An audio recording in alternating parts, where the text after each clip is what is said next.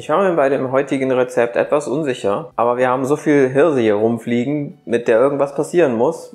Deswegen haben wir das mal getestet und siehe da, es war wirklich gut. Hirse, Taler, Bällchen, Nocken, wie auch immer. Die Zutaten sind simpel und alle lecker, insofern konnte es eigentlich nur lecker werden. Und es hat sich herausgestellt, dass es auch ein gutes Fingerfood ist für, wenn man nicht alles aufgegessen kriegt, alles im Kühlschrank und am nächsten Tag immer noch sehr gut und lecker zu snacken. Das Ganze ist auch einfach gemacht. Es braucht ein bisschen Zeit, weil es viele kleine Schritte sind, aber jeder einzelne davon Pille-Palle, also trotzdem easy, unkompliziert. Ich würde sagen, wir legen direkt los.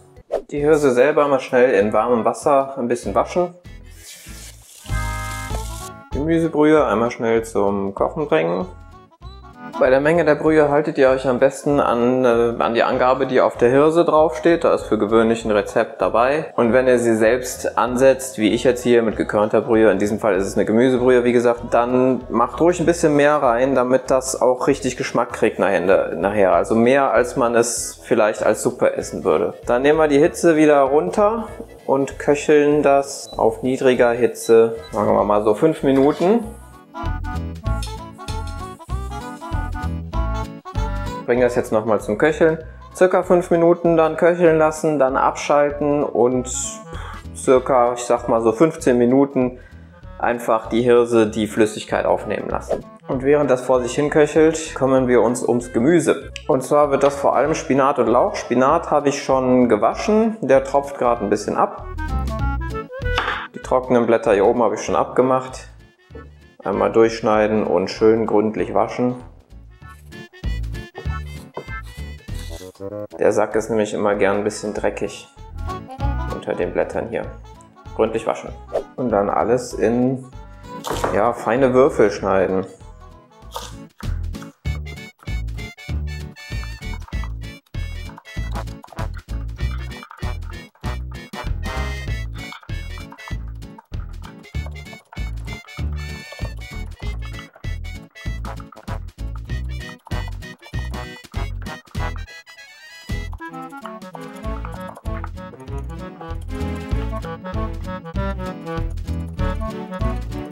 Das gleiche noch mit Knoblauch.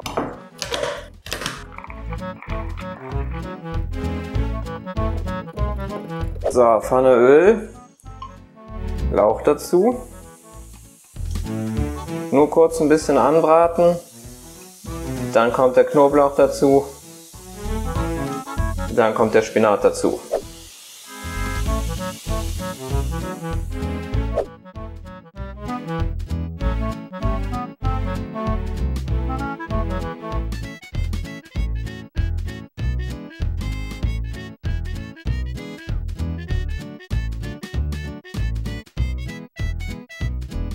Und nach dem Braten wird das Ganze nochmal richtig schön klein gehackt. Nehmt euch dafür ruhig Zeit.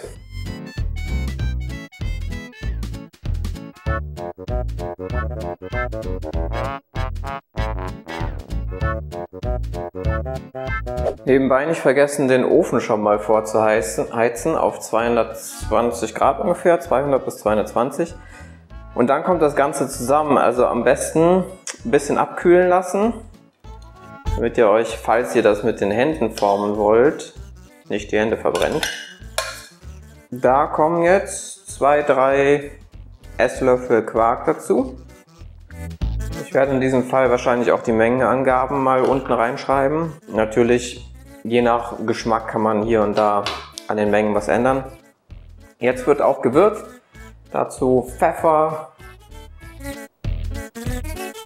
Salz. Damit ein bisschen aufpassen, wenn die Brühe so stark ist, wie ich sie gemacht habe. Und dann frei nach Schnauze. Ich mache jetzt noch was Currypulver mit dran und etwas Kreuzkümmel. Ich finde, das gibt dem Ganzen immer so ein bisschen etwas fleischigen Geschmack.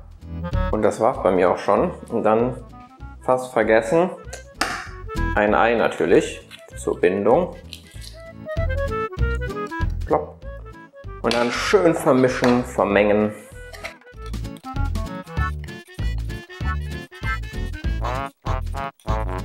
Das Ganze kommt jetzt in den Ofen. Welche Form ihr am Ende haben wollt, wie die Dinge aussehen soll, das könnt ihr euch natürlich selbst aussuchen. Ich mache mir hier solche Nocken. Man kann das natürlich auch mit der Hand machen und sich irgendwie kleine Frikadellchen oder sowas machen. Ganz wie man will. Ich finde, so behält man saubere Hände, was mir in dem Fall ganz lieb ist. Steche ich mir einfach so eine Nocke ab und dann ab aufs Blech damit.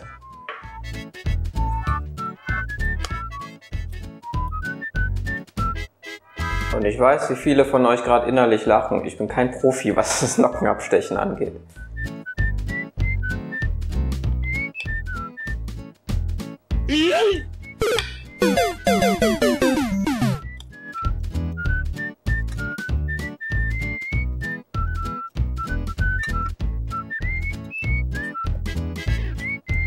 So, ab in den Ofen. Und zwar, wenn alles richtig passt, für ca. 30 Minuten. Wir schauen dann einfach mal rein und dann sehen wir mal. Man kann die Dinger zwischendurch noch mal wenden, wenn man eine gleichmäßigere Bräune haben will. Ist es mir eigentlich nicht wert.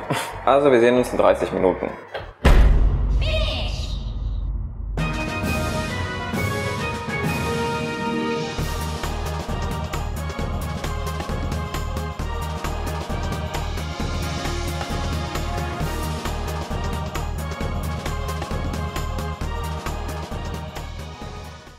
Wie ihr seht, habe ich die Backzeit noch genutzt, um mir einen kleinen Wildkräutersalat dazu zu machen. Hier habe ich noch so einen Avocado-Dip, den hatte ich einfach noch über, deswegen auch die etwas gräuliche Farbe, der ist schon was älter. Denke ich aber passt ganz gut dazu. Ich habe übrigens zwischendurch auch mal versucht, die Dinger in der Pfanne zu machen. Ist auch lecker, aber sie halten nicht so richtig gut zusammen. Wie man sieht, ist das hier ein brauchbares Fingerfood. Ich probiere es erstmal so, wie es ist.